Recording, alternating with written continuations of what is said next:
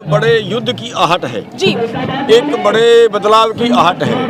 जब बीजेपी के लोग ही उनका खिलाड़ियों का समर्थन करने आ जाएं या अन्याय के विरुद्ध आवाज़ उठाएं तो उस पार्टी को समझ लेना चाहिए कि अब उनके बुरे दिन आने वाले हैं। तो सर, जिस तरीके से हमने देखा कि ब्रजभूषण सिंह को WFI चीफ के पद से तब हटाया गया जब कर्नाटक के अंदर बीजेपी की हार हो जाती है, तो कहीं ना कहीं इस चुनाव का भी कुछ हमने देखा कि बीजेपी हार मान रही है। कुछ देखिए, हो सकता है जरूर फर्क पड़ा हो और 2024 में और ज्यादा फर्क पड़ सकता है। इसलिए आग और लड़ाई जहां बुझा दी जाए वहीं अच्छा है, जितनी जल्दी मान जाए उतना ठीक है। से मेरा अनुरोध है कि चाहे इनमें से एक आदमी आए, चाहे इनमें से सारे लोग आए, 25 तारीख खटकर तोल और 4 तारीख मुडलाना में स्टेडियम है, वहां पे सब लोगों ने पहुंचना है। आप जितने हरियाणा से हो, जो उसके बाहर के भी आ सकते हैं, किसी पे कोई पाबंदी नहीं है। जितने ज्यादा से ज्यादा भाई आए, जितने इनकी पीठ पे खड़े नजर आएंगे, उतने आप समझ लेना सरकार दब जाएगी। बिल्कुल, ये 100 गठे भी खाएंगे, 100 चित्र भी खाएंगे, उनको गिरफ्तार भी करेंगे, बदनामी भी करवाएंगे। टाइम से कर ले तो बेहतर रहेगा। कौन बचा रहा है उन्हें? बचाने वाला तो सत्ता ही बिचा रही है, प्रधानमंत्री जी बिचा रहे हैं, और कौन बचाएगा उनको? प्रधानमंत्री जी की वो तो कहते हैं बेटी बचाओ बेटी। प्रधानमंत्री जी को खुद इसमें दखल देना चाहिए। अगर उनका कोई नीचे काम नहीं कर रहे हैं तो ये तो उनकी जिम्मेवारी बनती है। अपनी जिम्मेवारी से नहीं बच सकते ना उनका। मैं तो हैरान इस बात से हूँ कि जिस पे 38 मुकदमे पहले दर्ज, वो राजनीति में रखा क्यों? उसको अपनी पार्टी में रखा क्यों? नहीं रखना चाहिए। वो सब फर्जी मुकदमे हैं कहा जा रहा है। फर्जी तो अब जो असले का मुकदमा है वो भी फर्जी हो गया, या इस तरह के बड़े गंभीर मुद्दे हैं वो भी फर्जी हो गए।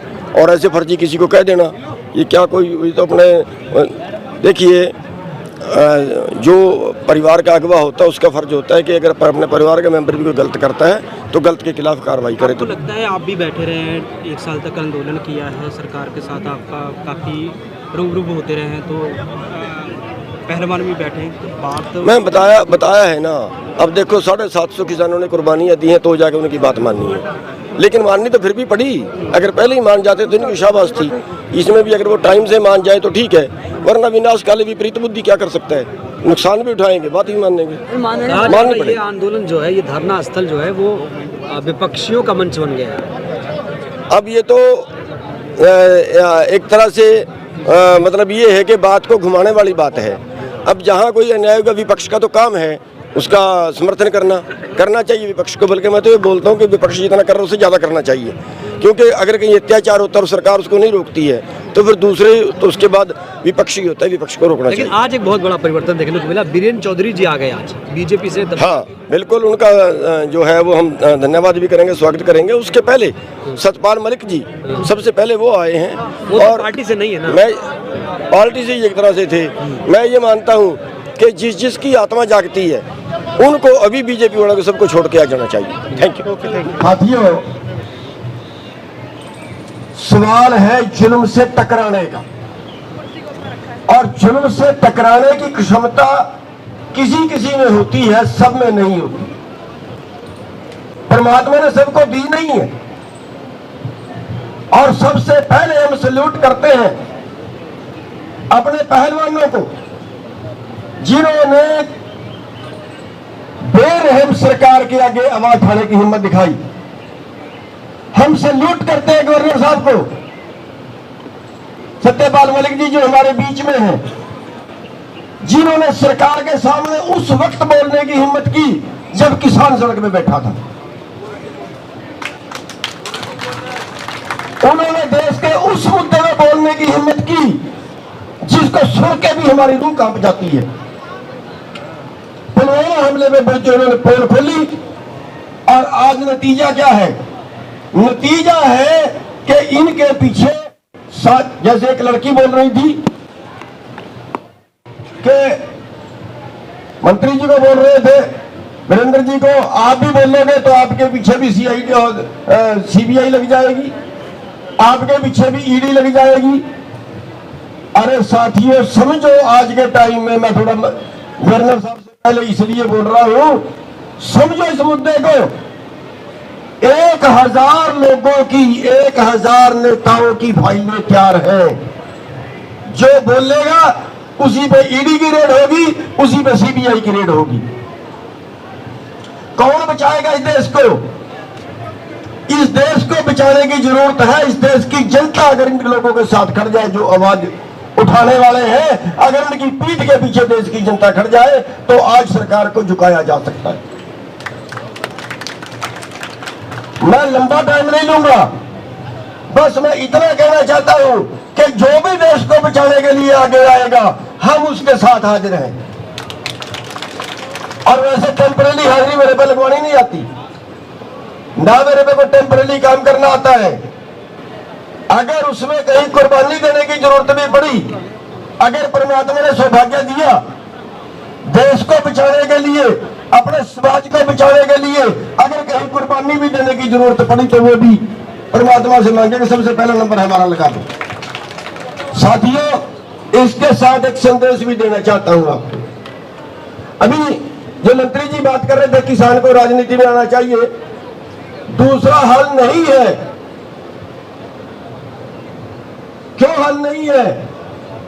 12.5 महीने सड़क पे बैठे, 750 लोगों को शहीद कराया, उसके बाद भी रिजल्ट क्या है? वही कानून दोबारा आएंगे, वही कानून दोबारा आएंगे। बस डिले हो गया, लेट हो जाएंगे। हासिल क्या किया? अगर आप लोग सत्ता में बैठे हो तो वो कानून बनाने वाले जो आज सत्ता में है वो आपके चरणों में होंगे। आप कानून बनाओगे, जब आप कानून बनाओगे तो आप अपने पक्ष के बनाओगे। आप पूंजीपति लोग सत्ता में बैठे हैं तो पूंजीपति अपने पक्ष के बना रहे हैं। इसलिए देश की राजनीति को अगर बदलना है तो देश के आंदोलनकारियों को राजनीति में आना पड़ेगा, देश के क्रांतिकारियों को इकट्ठा करना पड़ेगा।